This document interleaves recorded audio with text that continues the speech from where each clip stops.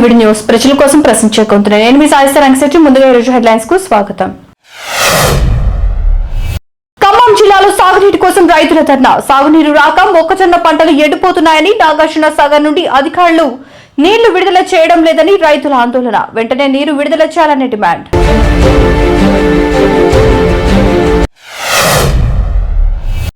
శ్రీశైలంలో మహాశివరాత్రి బ్రహ్మోత్సవాల వేళ భారీ ట్రాఫిక్ జామ్.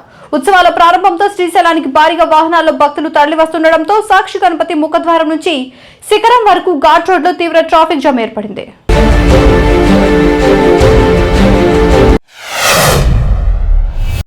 శ్రీశైలంలో శివస్వాముల ఆగ్రహం. ఉదయం 5 గంటల నుంచి క్యూ లైన్లలో వేచి ఉన్న దర్శనం జరగకపోవడంతో శివస్వాములు ఆగ్రహానికి గురయ్యారు.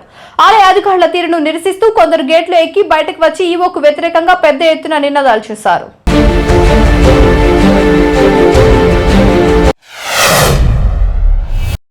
గుంటూరు కోర్టుకు అంబటి రాంబాబు. పీటీ వారెంట్ పై అంబటిని రాజమండ్రి నుంచి గుంటూరు కోర్టుకు తీసుకొచ్చిన పోలీసులు.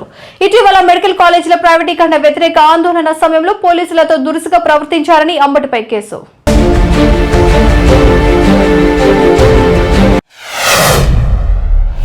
ముఖ్యమంత్రి శ్రీ నారా చంద్రబాబు నాయుడు గారి అధ్యక్షతన మంత్రులు, కార్యదర్శుల సమావేశం.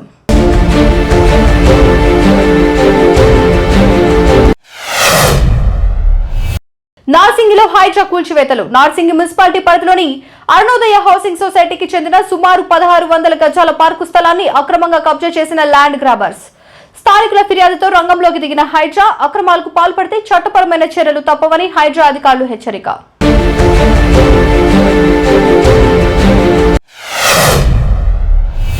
కూటమి ప్రభుత్వంపై బగ్గుమంటున్న డప్పు కళాకారులు. ఇప్పుడు తమకు ఇస్తున్న పెన్షన్ను పెంచాలని, తమ వారికి కొత్త పెన్షన్లు మంజూరు చేయాలని డప్పు కళాకారులు డిమాండ్. జగ్గయ్యపేట తహసీల్దార్ కార్యాలయం ఎదుట డప్పు కొట్టి ప్రభుత్వంపై నిరసన తెలిపిన కళాకారులు.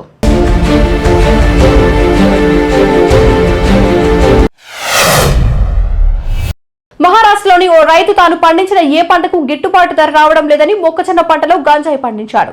ఈ విషయం పోలీసులకు తెలియడంతో ఏ పంటకు గిట్టుబాటు ధర రావడం లేదని, అందుకే గంజాయి వేశానని రైతు చెప్పాడు. రైతుపై గంజాయి సాగు కేసు నమోదు చేసి అరెస్ట్ చేసిన పోలీసులు.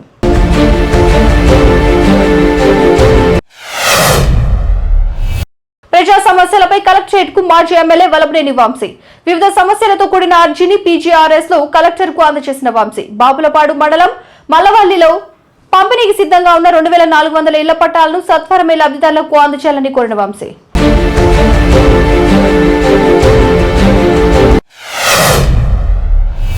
శ్రీకాళహస్తిలో డివైడర్ ను ఢీకొట్టిన మినీ బస్సు. శ్రీకాళహస్తి పెద్ద కన్నలి వద్ద ఘటన. త్రుటిలో తప్పిన పెను ప్రమాదం. డ్రైవర్ నిర్లక్ష్యం కారణంగానే ప్రమాదం. డ్రైవర్ కు స్వల్ప గాయాలు. శ్రీకాళహస్తి ప్రభుత్వ ఆసుపత్రిలో చికిత్స.